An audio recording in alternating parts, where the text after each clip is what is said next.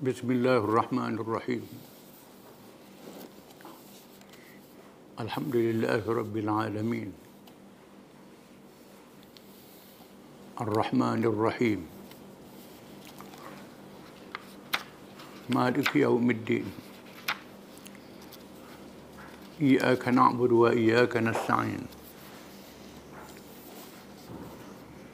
Ihdinas siratal mustaqim. صراط الذين أنعمت عليهم غير المغضوب عليهم ولا الضالين والصلاة والسلام على رسول الله وعلى آله وصحبه ومن تبعه ونصره ووالاه.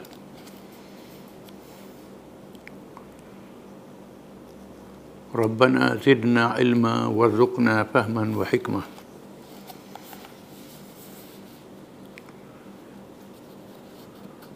Kita sambung perbincangan tentang ajaran-ajaran salah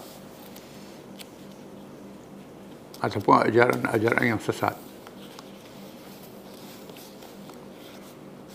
Hari ini perbincangan tentang Bahaiyah ataupun Bahai, satu agama baru yang nyata sesatnya.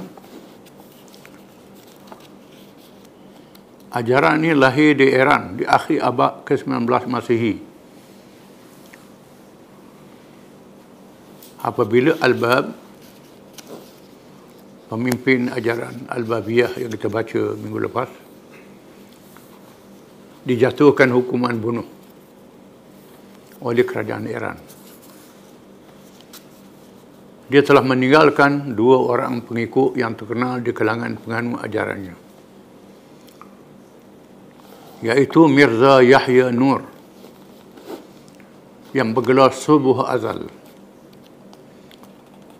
dan Mirza Hussein Ali yang bergelar Baha'u'llah. Apabila Mirza Hussein Ali yang bergelar Baha' menggantikan Mirza Yahya, dia telah membawa suatu ajaran baru. Setelah dia ditahan kerana terlibat menentang Shah Nasiruddin Shah Iran masa itu, di dalam tahanan dia mendakwa Tuhan menurunkan wahyu kepadanya. Dia membawa ajaran yang bertujuan untuk menyatukan semua agama, sedangkan agama yang benar satu saja, Islam. Inna din 'indallahi al-Islam. Din di sisi Allah ialah Islam. Wa man yabtaghi ghayra al-Islam dinan falan yuqbal min wa huwa fil akhirati minal khasirin. Sesiapa yang menuntut, yang berpegang dengan lain daripada Islam, nasihat dia ditolak, dan di akhirat nanti termasuk di kalangan orang-orang yang rugi. Maka ajaran mengatakan semua agama betul, itu sesat. Dan dia berkata bahawa dia mendedahkan perkara yang disembunyikan oleh Nabi Isa AS. Di samping itu mengaku beriktikad kepada esanya Tuhan. Dia mengaku Tuhan itu satu saja,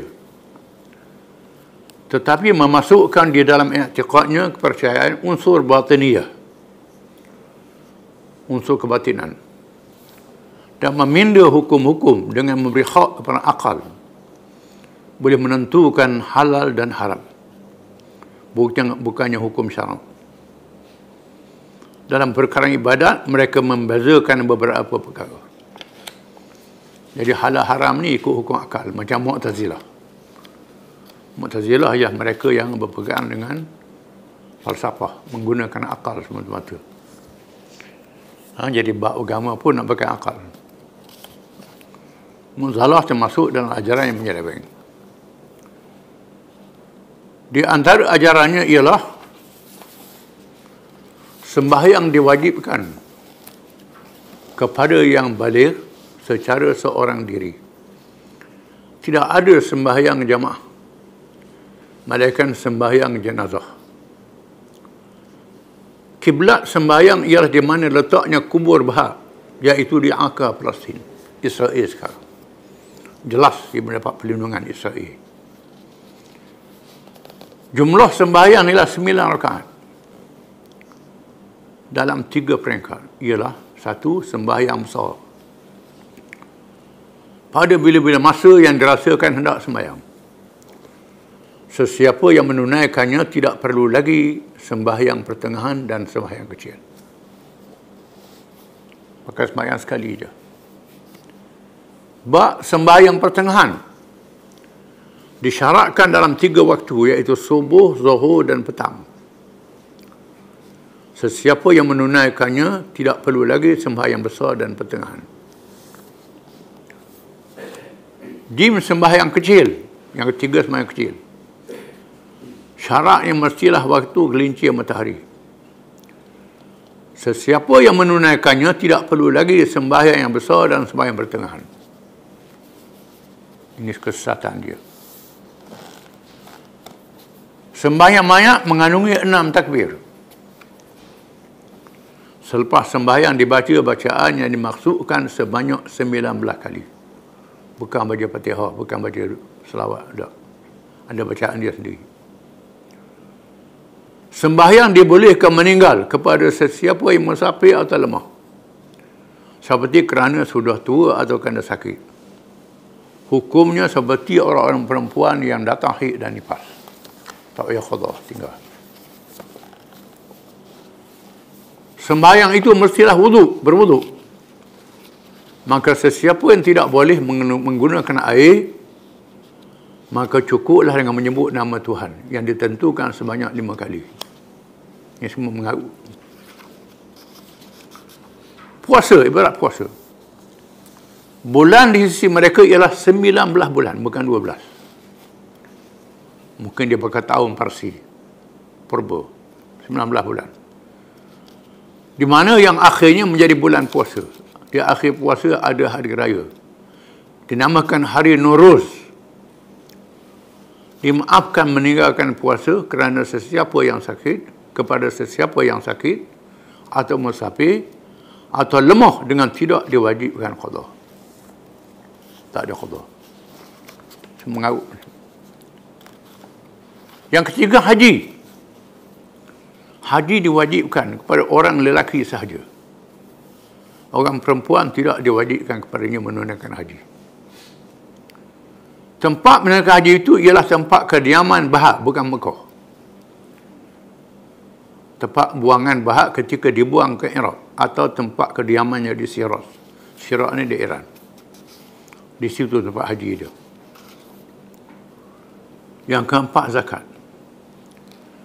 Sama seperti zakat orang Islam, tetapi tidak boleh dikumpulkan sekarang kerana tidak ada rumah keadilan. Zakat tu wajib, tapi tak kumpul, tak ada tempat nak bagi zakat sekarang, kata dia. Tempat yang adil tak ada. Yang kelima, perkahwinan. Tidak dibenarkan meminang sebelum umur 15 tahun. Sebelum umur 15 tahun tak boleh pinang. Ini ajaran bahaya. Masa di antara meminang hingga akad nikah tidak boleh melebihi 9 bulan 95 hari. Pinang tak boleh lebih masa nikah 95 hari. Kepercayaan dia. Jarak di antara akad nikah dan bertemu suami isteri tidak boleh lebih 1 hari. Tak boleh. Tak lebih 1 hari. Itu kepercayaan dia. Yang keenam, hari raya. Mereka mempunyai 5 hari raya. Banyak raya, 5 hari raya. Iaitu hari Nuruz, hari Ridwan, hari raya Ridwan, hari raya lahir Al-Bab, hari lahir Bahak, hari diisyaharkan ajaran Al-Bab yang kita baca dulu. Yang ketujuh, kematian. Dikapankan mayat pada 5 helai kain sutra atau kain kapas. dan diberi pakai cincin yang bertulis dengan nama ayat yang ditentukan. 8 nama hari-hari menurut pendapat mereka. Ada nama hari untuk dia sendiri. Ialah Hari Jalal, Hari Jamal, Hari Kamal, Hari Fidal, Hari Idal, Hari Istijlal, Hari Istiqlal. Oh, sedap namanya. Bukan nama satu Ahad Isnin. Nama tu sedap tu. Tu jangan apa pelik tu ikut selalu. Setengah orang kita ni ikut pelik je. Tak ikut sesat tak sesat pun. Tambahan bunyi bahasa Arab pula. Kesembilan kitab-kitab mereka ialah Al-Itqan. Hebat. Dia ada Al-Itqan, karangan Imam As-Suyuti. Tentang ilmu Quran. Ni lain. Ni kitab sesat ni, kitab buat bahaya. Nama Itqan juga. Majmu'atul Alwahil Mubarakah. Nama kitab. Al-Syekh Al-Ishraqat Wal-Bisharat Ad-Durrul Bahiyah Al-Hujajul Bahiyah Al-Faraid dan Faslul Khitab. Nama kitab dia. Nama dalam bahasa Arab. Tapi sesat lah. Martabat. Ada martabat dalam agama dia. Mereka membahagikan orang-orang yang berpegang dengan ajaran mereka kepada beberapa martabat. Satu, imam. Orang yang mengetahui perkara yang gaib tanpa wasitah. Boleh berhubung dengan Tuhan. Imam ni. Ini sesat. Dua, hujjah. Orang yang menerima ilmu daripada hujjah. Jadi hujjah. Lain dengan Hujjatul Islam Al-Ghazali. Itu lain ni. Ini hujjah sesat ni. Tiga, Zul Massah. Orang yang menerima ilmu daripada hujjah. 4, Abwab. Orang yang menyampaikan darjat pengikut oleh imam dan hujjah. 5, Da'i. Orang yang menerima cincin perjanjian daripada orang ramai dan menerima penuntut ilmu. 6, Mukallaf. Orang-orang yang bersahabat dengan da'i dan tidak berhak untuk berdakwah. 7, Mukmin. Pengikut biasa. Bukan mukmin kafir. Jangan kafir, nama dia mukmin. Dakwan bohong. Di sana ada dakwan bohong dia. Bahak yang menjadi pemimpin ajaran ini telah mengaku beberapa perkara nyata bohongnya. Yang pertamanya dia mengaku sebagai orang yang ditugaskan oleh Al-Bab. Kemudian dia mengaku menjadi Imam Mahdi. Kemudian mengaku menjadi Nabi secara khusus. Kemudian dia mengaku menjadi Nabi secara umum. Kemudian mengaku menjadi martabat ketuhanan. Dan dialah yang Allah yang menjadi Allah di bumi. Dia buat Allah pula di bumi. Allah ada banyak pula dah.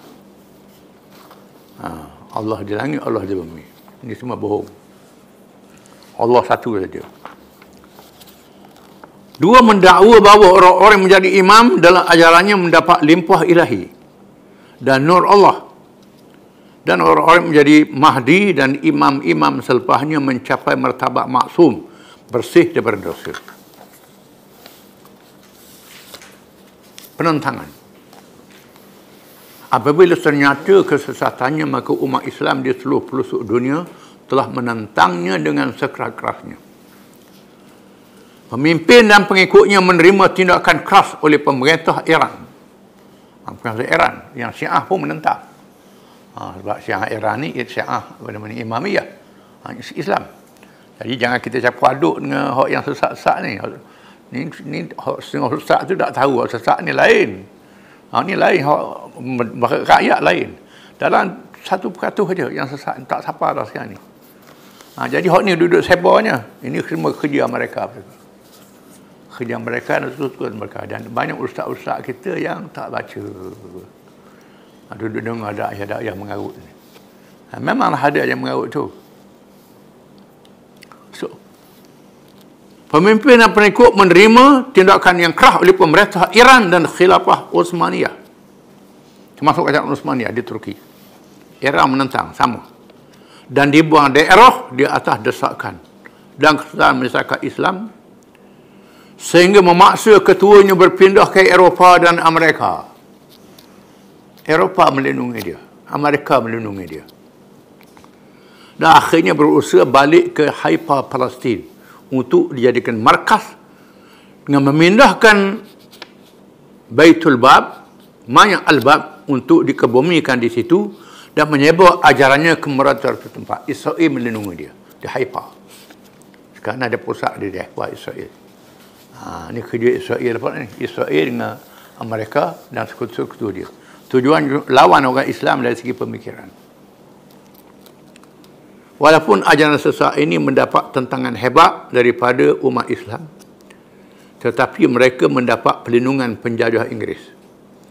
Setelah jatuhnya kerajaan Uthmaniyah selepas Perang Dunia yang Pertama, di mana General Allenby, Allenby adalah General British yang mengetuai tentera berikat menentang Uthmaniyah.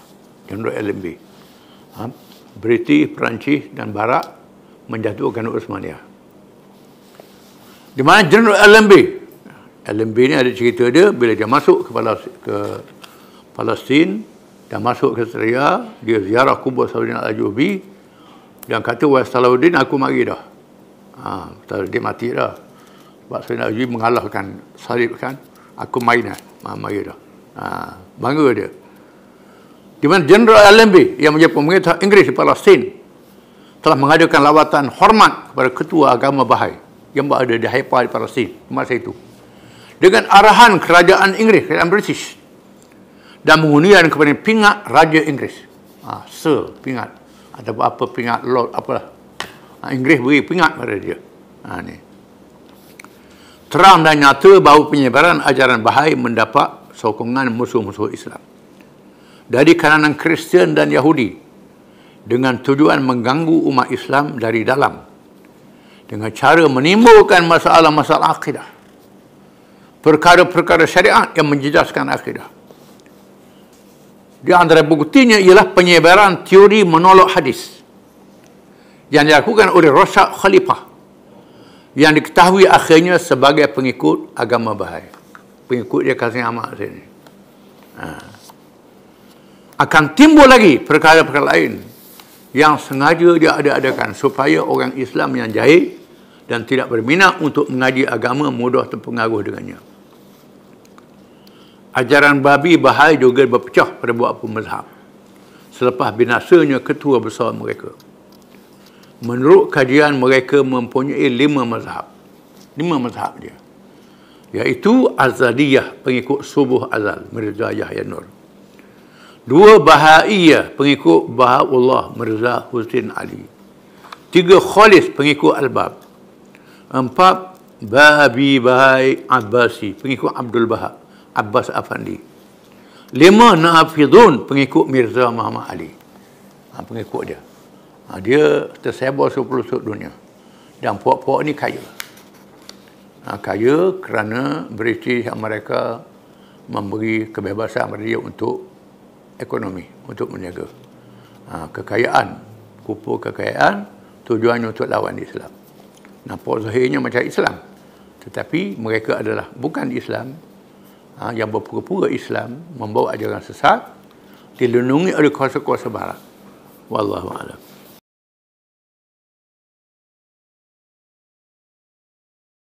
Bismillahirrahmanirrahim. Misi dakwah. Apabila tentera Rom berundur daripada menghadapi orang Islam di Tabuk, bila tentera Islam sampai di Tabuk, maka Nabi SAW tidak membiarkan begitu saja, menjalankan misi dakwah. Mesej yang lebih besar bukannya berperang. Peperangan dilakukan apabila dakwah diganggu dengan kekerasan. Ini tujuan perang dalam Islam. Tujuan perang ialah bila dakwah diganggu, untuk mengamankan dakwah. Kalau dakwah tak diganggu, tak boleh berperang. Contohnya ada negara dalam dunia yang membebaskan dakwah. Kita tak boleh berperang. Berperang ni kalau dia kacau pendakwah. Dia bunuh pendakwah. Kena perang lah. Kalau negeri itu bersikap damai, tak boleh perang. Ini dasar yang ditunjuk Nabi SAW dalam Perang Tabuk. Dalam kalangan kabilah-kabilah Arab yang selama ini berselindung di bawah naungan kerajaan Rom Timur Bizantin, mereka menyadari bahawa kekuatan Rom Timur sudah menurun. Muncul kuasa baru yang bernama Islam. Mereka perlu membuat pertimbangan yang lain dari masa lalu. Kekuatan Islam yang sedang mara dengan menewaskan semua musuhnya. Sekarang Islam sudah berjaya mengalahkan Parsi, mengalahkan Rom. Walaupun belum dikalahkan, tetapi sudah menjadi satu pencabar pada dua kuasa besar dunia. Bila Rom sudah bergundur, menandakan Islam sudah ada kekuatan. Maka Nabi SAW mengambil peluang berdakwah. Suasana ini telah melahirkan sikap baru di kalangan kabilah Arab yang bersempadan dengannya, iaitu sikap takutkan Rom mula berubah. Yuhannah bin Rub'ah, pemimpin Ilah. Ilah ini ialah pelabuhan di Israel sekarang ni. Bawah takluk Israel. Sepadan Jordan. Pemimpin Ilah membuat keputusan menghadap Rasulullah SAW untuk menyerah tanpa menganut Islam dengan membayar jizyah, membayar cukai. Jizyah ni cukai perlindungan. Bukan cukai kepala, cukai perlindungan. Jadi setengah kitab termah cukai kepala tu tak kena. Jadi cukai perlindungan. Bunyi kepala tu takut. Perlindungan keamanan. Jadi Raja Ilah Yuhannah bin Rub'ah menghadap Nabi dan menyerah diri. Tak mau masuk Islam, tapi berada bawah kerajaan Islam. Sanggup bayar cukai. Kalau orang Islam kena bayar zakat, orang bukan Islam kena bayar cukai. Zakat ialah zakat fitrah ialah zakat diri. Adapun jizyah ialah cukai keselamatan diri. Kalau orang Islam ada zakat fitrah, orang bukan Islam jizyah. Kemudian kalau orang Islam ada zakat perniagaan, orang bukan Islam ada usyur. Kalau orang Islam ada zakat pertanian, orang bukan Islam kharaj.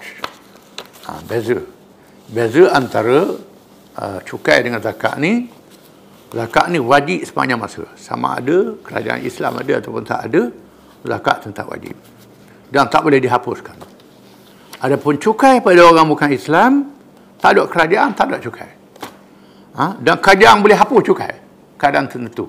Kalau begini orang bukan Islam, yang pada orang Islam pula. Itu menyebabkan orang kafir masuk Islam. Melihat bagaimana layanan Islam terhadap mereka. Bukan nak ambil PT saja, tidak. Ada tujuan mengajak pada keamanan. Maka dia menceraikan perjanjian bertulis. Bunyi perjanjian, Bismillahirrahmanirrahim. Hadha amnatun minallahi wa Muhammadin Nabi Rasul lillah. Liyuhannah bin Ru'bah wa ahli Ailah. Sufunahum wa sayaratahum fil barri wal bahri. Lahum zimmatullahi wa Muhammadin Nabi. Wa man kana ma'ahum min ahli Syam wa ahli Yaman wa ahli al-Bahr. Faman ahdatha minhum hadathan fa innahu la yahulu ma lahu duna nafsihi. La yahulu maluhu duna nafsihi. Wa innahu latibatin liman akhadahu minan nas, latibatun liman akhadahu minan nas. Wa innahu la yahillu an yumna'u ma'an yaridunahu wala tariqan yuridunahu min barrin aw bahrin. Makna dia, dengan nama Allah yang Maha Pemurah lagi Maha Penyayang. Ini adalah satu jaminan keamanan daripada Allah dan Muhammad Nabi lagi Rasulullah kepada Yuhannah bin Rub'ah dan penduduk Ilah kapal-kapal mereka, perjalanan di laut dan perjalanan di darat dan di laut, Bagi mereka jaminan Allah dan Muhammad Nabi tanpa diganggu, dan untuk sesiapa sahaja bersama mereka dari Yaman, Syam dan penduduk kawasan laut. Dan sesiapa dalam kalangan mereka yang melanggar perjanjian, maka tiada halangan lagi untuk bertindak ke atas harta mereka, bukannya diri mereka. Sesungguhnya dianggap kebaikan kepada orang-orang yang bertindak terhadap hartanya setelah mengkhianati perjanjian ini, dan sesungguhnya tidak dihalalkan sesiapa yang mengganggu mengambil air di tempat laluan mereka, dan tidak dibenarkan menghalang jalan darat dan laut yang dilalui oleh mereka. Ini surat perjanjian. Surat perjanjian ini diambil secara riwayat sahabat Nabi yang menghafal ataupun catatan pada berulang yang dijumpai. Memanglah sejarah ni ada. Biasanya di Turki, biasanya Singapura simpan perjanjian ni. Sebab tu boleh dibukukan balik. Ini hebatnya kerajaan Islam. Ada perjanjian yang bertulis dengan orang bukan Islam. Perjanjian ini bersifat umum dan menjangkau wilayah yang luas perbatasannya. Wilayah penganut agama Nasrani dari Syam sehingga Yaman. Luas. Dari Syam, iaitulah di Jordan, sehingga Yaman, Laut Merah. Yang melibatkan penduduk yang sangat besar jumlahnya. Ia menjadi paradigma kepada negara Islam dan dakwah Islamiah yang bersifat sejagat. Ini satu perkembangan baru dalam sejarah perkembangan Islam. Berlaku sebelum wafatnya Nabi SAW. Ini semua contoh memerintah negara yang ditunjukkan Nabi SAW. Surat perjanjian juga ditulis kepada penduduk Azrah dan Jarba. Ini semua kawasan Jordan. Kandungannya ialah Bismillahirrahmanirrahim. Hadha kitabun min Muhammadin Nabi li ahli Adrah wa Jarba. Innahum aminuna bi amanillahi wa amani Muhammad. Wa inna alaihim mi'ata dinarin fi kulli rajabin wa fiyatan tayyibah. Wallahu kafilun bin nusri wal ihsani lil muslimin. Maknanya, dengan nama Allah yang maha pemurah lagi maha penyayang. Inilah surat daripada Muhammad Nabi bagi penduduk Azrah dan Jarba. Sesungguhnya mereka diberi keamanan daripada Allah dan Muhammad, dan mereka diwajibkan membayar 100 dinar setiap bulan Rejab, yakni setahun. 100 dinar setahun. Dinar ni duit emas. Dulu nilainya mahal lah. Mahal dulunya. Dan ditunaikan dengan baik, dan Allah menjamin dengan baik agar mereka berlaku baik terhadap orang-orang yang menganut Islam. Mereka tak dikacau orang Islam. Ini surat perjanjian. Perjanjian ini pula bersifat khusus, sepadan dengan kedudukan pihak kedua, dan memberi ruang kepada dakwah Islamiah tanpa diganggu-gugat. Tak diganggu terhadap dakwah Islam. Penawanan Raja Ukhaidar. Ini tawan raja. Rasulullah SAW mengarahkan Khalid bin Al-Walid radhiyallahu anhu supaya menawan Raja Ukhaidar bin Abdul Malik yang menganut agama Nasrani, Kristian, yang memerintah Daumatul Jandal. Rasulullah SAW bersabda kepada Khalid bin Al-Walid, innaka satajiduhu yasidul bakar. Sesungguhnya engkau dapati dia sedang memburu lembu liar, kata Nabi. Ini mukjizat Nabi. Sebab dia beritahu Nabi, Khalid, mau pergi pasukanmu, tawan raja ni. Dia memburu lembu liar. Ini minat dia, buru lembu liar. Kenyataan mukjizat yang benar-benar berlaku. Apabila Khalid radhiyallahu tiba sejarak dapat melihat kotanya di waktu malam, di bawah cahaya bulan. Ya, Khalid ni pintar berperang. Dia bawa tentera, dia tak rapat, sekadar nampak. Waktu bulan terang. Lama tu tak ada spotlight. Tak ada lampu, tak ada radar, tak ada apa. Duduk sekadar nampak waktu bulan terang. Kalau musuh keluar nampak. Waktu malam, sapa malam. Sejarak dapat melihat kota di waktu malam di bawah cahaya bulan.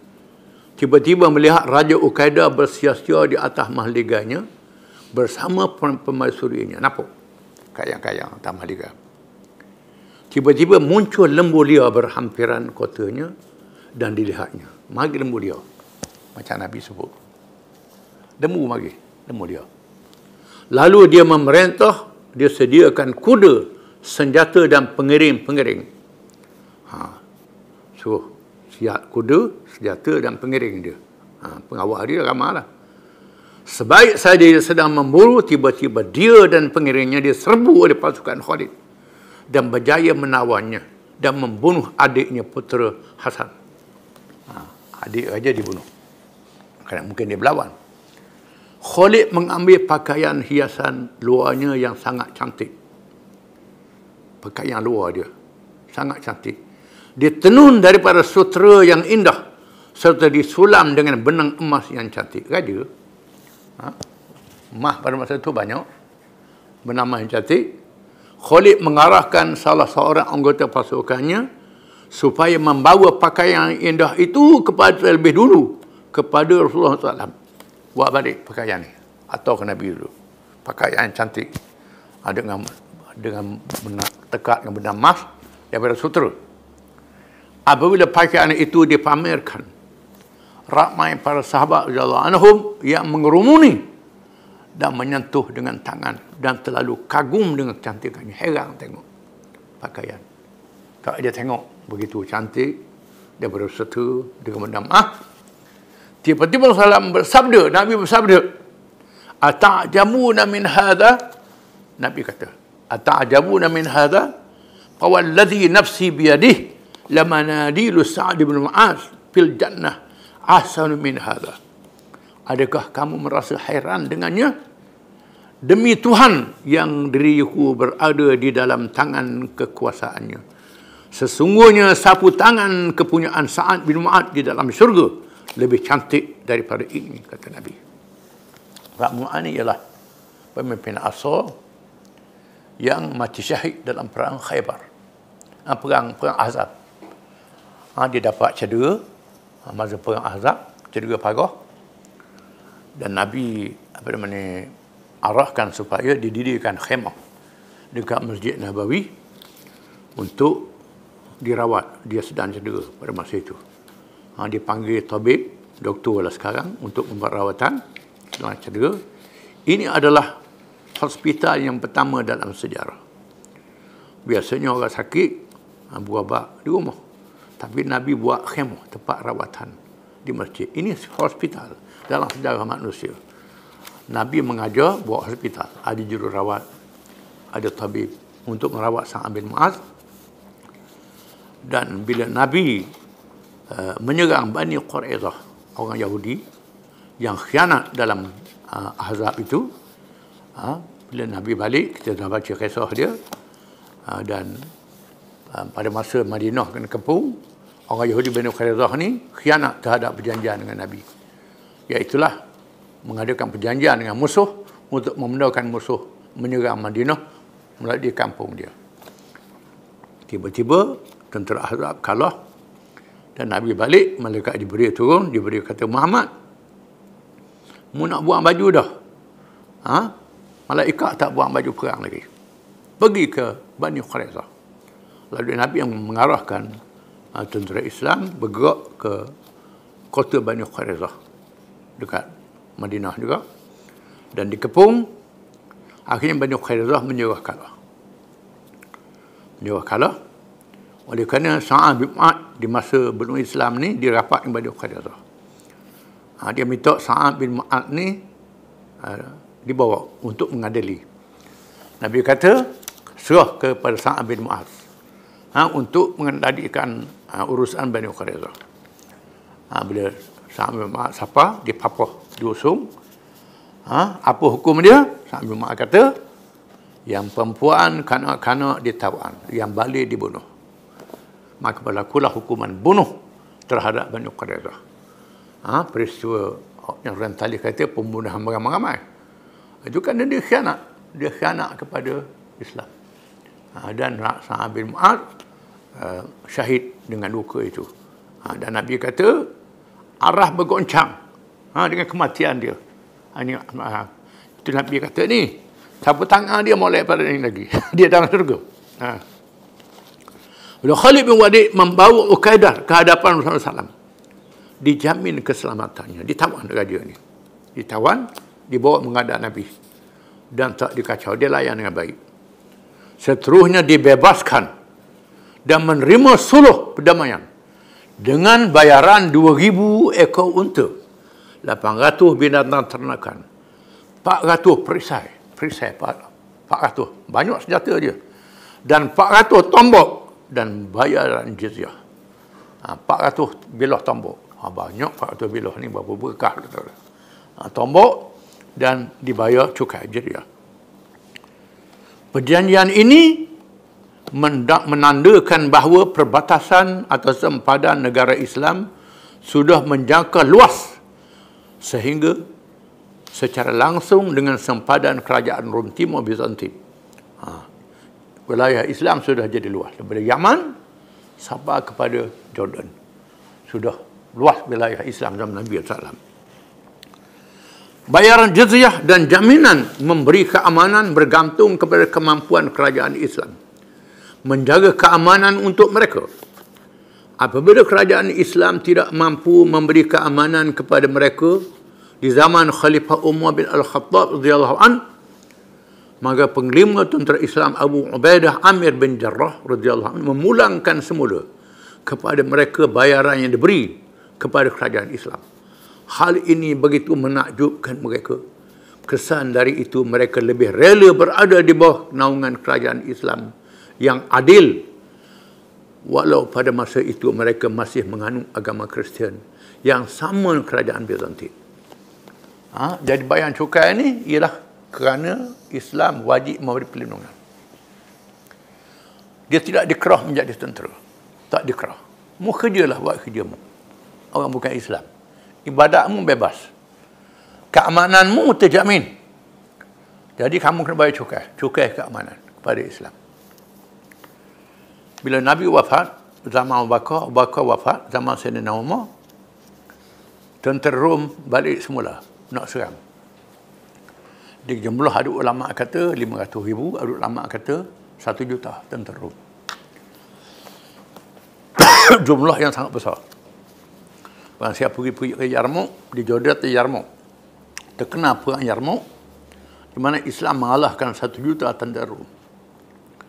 30,000 tentera Islam mengalahkan 1 juta tentera. Ini hebat. Jadi sebelum mengalahkan Rom ni, tentera Rom terlalu besar. Maka Abu Ubaidah mendapat, kita ambil cukai daripada orang Arab yang Kristian ni. Cukai ni kerana memberi keamanan. Kita tak mampu nak beri keamanan. Lalu Abu Ubaidah mengarahkan pulang balik cukai. Bila cukai dipulang balik, dia terkejut. Mana ada kerajaan dalam dunia pulang balik cukai? Biasanya nak naik adalah cukai ni kau naik. Ni tak pulang balik. Menyebabkan dia rasa heran. Ini kerajaan Islam. Lalu orang Arab yang Kristian ni, walaupun dia satu agama dengan Rom Bizantin, dia lebih rela berada di bawah kerajaan Islam, walaupun dia Kristian. Kerana Islam ni adil. Ini sejarah dia. Peperangan Tabuk dan kesannya walaupun tidak berlaku pertempuran telah memberi kemenangan moral yang tinggi kepada negara Islam. Sehingga mengubah pendirian kabilah-kabilah Arab yang telah lama bernaung di bawah penjajahan Rom Timur Bizantin, menyebabkan orang Arab yang bernaung di bawah Bizantin, di masa itu ada 3 kuasa besar dunia. Di timur Parsi ini paling besar lah. China, India tu kecil lagi. Besar juga, tapi tak sebesar Parsi. Di timur, Rom Timur dan Rom Barat. Rom Timur pusat dia di Dimash, Bizantin. Kemudian Rom Barat pusat dia di Vatikan, di Rom, Itali sekarang. Itu.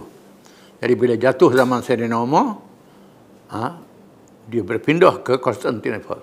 Konstantinopel ni Nabi bersabda, Islam akan menawan Konstantinopel. Jadi orang Turki menawan Konstantinopel sebagaimana Nabi janji. Ada dalam hadis, Islam akan menawan Konstantinopel dan Rom. Rom akan ditawan oleh Islam. Ini Nabi sebut dalam hadis.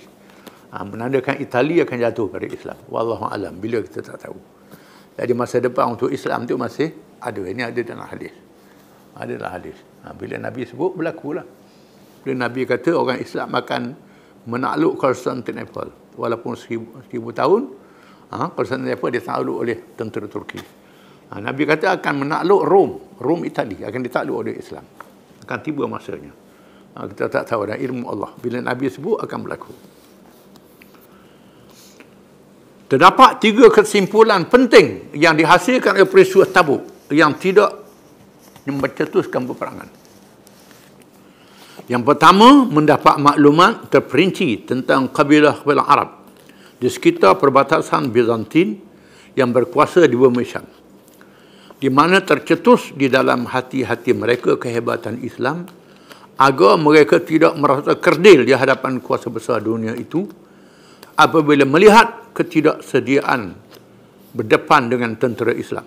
Oleh itu, tentera Bizantin tidak mendapat bantuan sepenuhnya daripada kabilah-kabilah Arab ketika berdepan dengan tentera Islam di Yarmouk di zaman Khalifah Abu Bakar dan Umar radhiyallahu anhuma. Jadi zaman Nabi, bila orang-orang Islam berjaya menguasai Tabuk, kabilah-kabilah Arab tidak bernaung di bawah Rom lagi, menyebabkan mereka putus hubungan kabilah Arab. Walaupun Arab ini bukan Islam, tapi tak bertolongan pada Rom. Ini kekuatan pada orang Islam yang berakhir dengan kejatuhan Rom Timur zaman Sayyidina Umar bin Khattab, Abu Bakar dan Umar Khattab radhiyallahu anhu. Khususnya selepas mereka kalah di Yarmouk. Yang kedua, suara Islam mula kedengaran dalam kalangan kabilah-kabilah Arab yang menganut agama Kristian di sekitarnya, dan mereka menyadari masa depan yang bercahaya Islam tanpa siapa dapat memadamkannya. Maka sebahagian daripada mereka menganut Islam dan tidak mahu menganutnya lagi, dan yang tidak mahu menganutnya lagi tidak mahu berpihak pada Bizantin Rom Timur, menyebabkan sebahagian besar orang Arab masuk Islam. Yang tak menganut Islam pun tak bernaung dengan Rom, bernaung dengan Islam juga, walaupun mereka Kristian. Ini yang kedua. Yang ketiga, berlakunya pertemuan Islam dan Kristian secara langsung. Maka terserlah kebenaran Islam secara dekat melalui pelaksanaan Islam secara praktikal. Ada yang menganut Islam dengan yakin, dan ada yang bersedia berada di bawah pemerintahan Islam dan menganggap lebih adil dan baik daripada pemerintahan sebelumnya. Menyebabkan bukan sahaja agama Islam berkembang, bahkan penguasaan Islam di kawasan itu. Berlaku pertemuan antara Islam dengan Kristian secara hadapan. Selama ini Islam berdepan dengan musyrikin Arab saja, orang Yahudi di sekitar. Sekarang Islam berdepan dengan Kristian yang dilindungi oleh kuasa besar Rom Timur, Bizantin dan Rom Barat. Wallahu alam.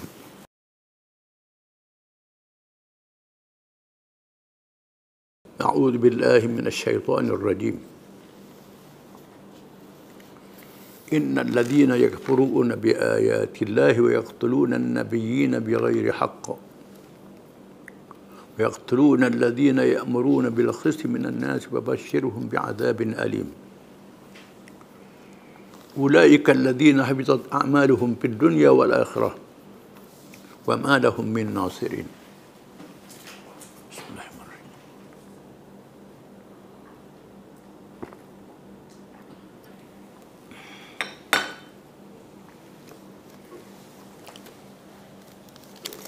Maksudnya, sesungguhnya orang-orang yang kufur ingkar akan ayat-ayat keterangan Allah dan membunuh nabi-nabi dengan jalan yang tidak benar, serta membunuh orang-orang yang menyeru manusia supaya berlaku adil, maka sampaikanlah berita yang menggembirakan mereka dengan azab seksa yang tidak terperi sakitnya. Mereka itulah orang-orang yang telah rosak amal perbuatannya di dunia dan di akhirat. Dan mereka tidak akan memperoleh sesiapa pun yang dapat memberikan pertolongan.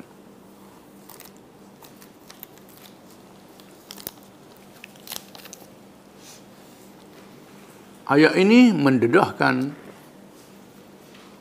golongan disebut al-maghdubi alaihim, mereka yang diberkahi oleh Allah, yang kita baca dalam surah Al-Fatihah. Manusia yang ada 3 golongan. Alladzina an'amta alaihim, orang-orang yang Tuhan beri nikmat ke atas mereka, iaitulah nabi-nabi, siddiqin, syuhada, dan orang yang soleh. Al-maghdub alaihim, mereka yang diberkahi, adh-dhalin, yang sesat. Yang diberkahi ini ialah mereka yang tahu berkenaan dengan Islam, berkenaan Nabi Muhammad sallallahu alaihi wasallam, disebut dalam kitab suci mereka, diberitahu oleh ulama-ulama mereka. Ulama mereka pun beritahu akan zahir Nabi akhir zaman dengan sifat-sifat, dengan nama-nama dan sifat para sahabat radhiyallahu anhum. Beritahu pada mereka. Bila Nabi datang, mereka lawan Nabi SAW, menentang Islam, menentang orang Islam. Bukan sekadar itu, Allah Ta'ala mendedahkan perangai mereka di zaman dahulu. Belum datang Nabi Muhammad SAW, mereka sudah jahat, sudah zalim. Innal ladhina yakfuruna bi ayatillah, sesungguhnya mereka yang kufur terhadap ayat Allah, membohongi ayat-ayat Allah, sama ada ayat-ayat yang dilihat ataupun ayat-ayat yang dibaca. Yang dilihat ialah tanda-tanda kejadian langit dan bumi, menjadi dalil kekuasaan Allah. Di mana orang Yahudi dia percaya pada Allah, percaya ciptaan Allah, tapi mereka lawan Allah. Ayat-ayat yang dilihat dengan mata kasar, mukjizat Nabi-Nabi, mukjizat Nabi Musa AS, mukjizat Nabi Isa menghidupkan orang mati, menyembuhkan penyakit yang tak pernah diobat oleh ahli-ahli perubatan. Orang buta boleh celak. Ini mukjizat Nabi Isa. Mereka lawan Nabi Isa dan nabi-nabi yang lain. Wa yaqtuluna an-nabiyyina bighairi haqq, dan mereka itu membunuh nabi-nabi dengan alasan yang tidak benar, yang tidak betul. Mereka bunuh nabi-nabi, antaranya ialah Nabi Zakaria, Nabi Yahya, dan nabi-nabi yang lain. Ibnu Katsir meriwayatkan mereka membunuh 300 orang nabi. 300 orang dia. Waktu pagi bunuh 300 orang nabi, waktu petang pergi ke pasar. Tak ada apa-apa pada mereka. Perangai Yahudi. Qul ja'akum rasulun bima la tahwa anfusukum istakbartum fa fariqan kadzabtum wa fariqan taqtulun. Dalam surah Al-Baqarah. Setiap kali datang Rasul kepada mereka yang tak sesuai dengan hawa nafsu mereka, sebagian Rasul mereka bohongi, dan sebahagian lagi mereka bunuh Rasul-Rasul ini. Nabi Zakaria dia belah dengan gergaji. Belah dengan gaji. Nabi Yahya dia sembelih, dipancung kepala. Dan nabi-nabi yang lain dibunuh oleh orang-orang Yahudi. Ini perangai orang Yahudi.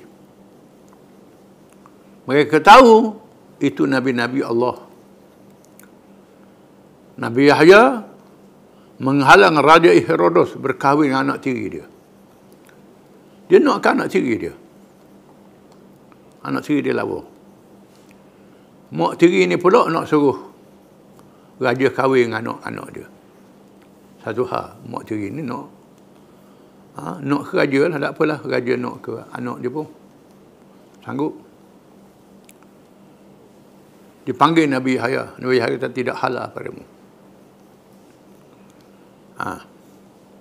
Lalu Nabi Yahya dipancung lehernya. Cari Nabi Zakaria. Nabi Zakaria bersembunyi dalam batang kayu. Lalu iblis beritahu Nabi Zakaria duduk dalam batang kayu. Dia gaji batang kayu. Belah dengan Nabi Yahya sekali. Nabi Isa nak dibunuh. Allah Ta'ala angkat ke langit. Selamatkan Nabi Isa. Disebut dalam hadis yang sahih, Nabi Isa akan turun di akhir zaman dan membunuh Dajjal, pemimpin Yahudi di akhir zaman, Al-Masih. Di mana rabai-rabai Yahudi, pendeta dia percaya orang Yahudi akan menguasai dunia. Dengan munculnya Al-Masih. Al-Masihud Dajjal. Al-Masih pembohong. Allah Ta'ala, Nabi sebut, Nabi Isa akan bunuh. Membuktikan kebenaran Nabi Isa, dan pemimpin Yahudi itu dibunuh oleh Nabi Isa, orang lain tak boleh dibunuh. Nabi sebut ada yang sahih. Dan di masa itu orang Yahudi akan dikuburkan kerana jenayah mereka membunuh nabi-nabi alaihi wassalatu wassalam. Jadi hari ini orang Yahudi dikumpulkan balik ramai-ramai ke Palestin. Berhijrah dari Eropah, dari Amerika, dari Afrika, pakat balik mereka. Balik pasal apa? Untuk dikuburkan di situ. Bukan untuk berkuasa, tidak. Untuk dikubur. Dengan sebab itu, satu mazhab ortodok Yahudi, Naturi Karta, menyatakan bahawa penubuhan negara Israel ini adalah haram, menjadi bencana pada orang Yahudi. Dia pun tahu. Kalangan Yahudi ortodok percaya penubuhan negara Israel ini akan menamatkan bangsa Yahudi dalam sejarah manusia. Jadi hari ini dia kumpul ramai-ramai dari situ balik. Yang masalahnya orang Arab buat normalisasi. Bodoh. Arab ni tak baca Quran, tak baca hadis. Arab bebal lah ni. Arab yang kaya-raya ni tak mengaji dah agama. Jadi setengah orang kita yang bukan Arab ni ada nak ikut dia juga. Itu bahaya. Sebenarnya mereka kembali situ untuk dihukum di akhir zaman.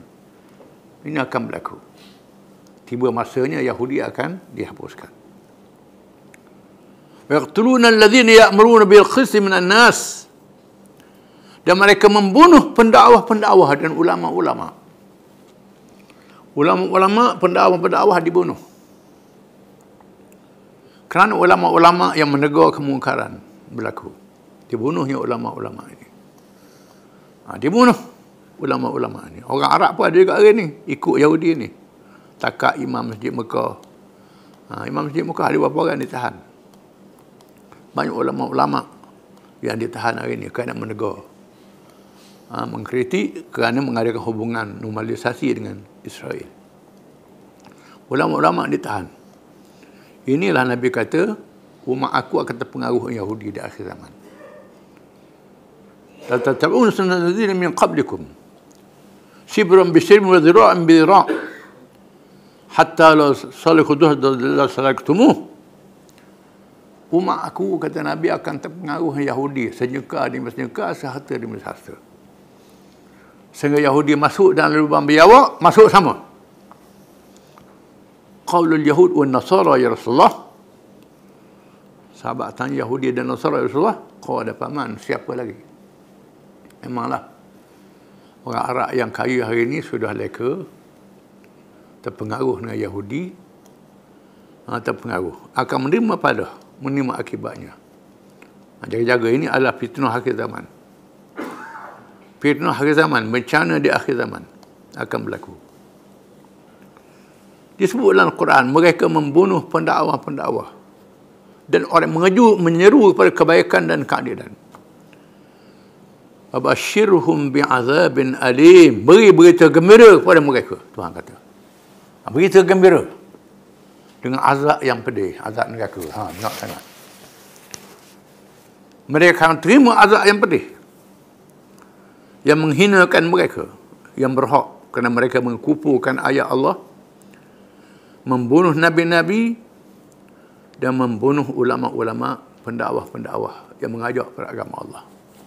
Terimalah akibatnya.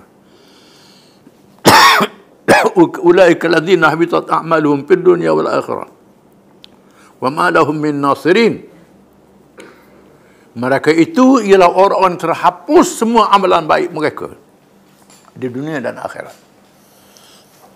Walaupun buat kebajikan berjuta-juta, bilion, triliun buat kebajikan, tolong orang sana sini melalui pertubuhan kebajikan, bantu sana bantu sini, kononnya tunjuk baik, semua amalan ditolak oleh Allah Ta'ala dengan sebab kekufuran. Tak ada iman.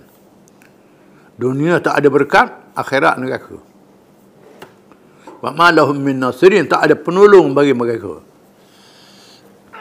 Tak dapat syafaat Nabi, tak dapat pertolongan daripada Allah pada hari kiamat. Masuk neraka lah mereka itu. Na'udzubillah min dzalik. Wallahu a'lam.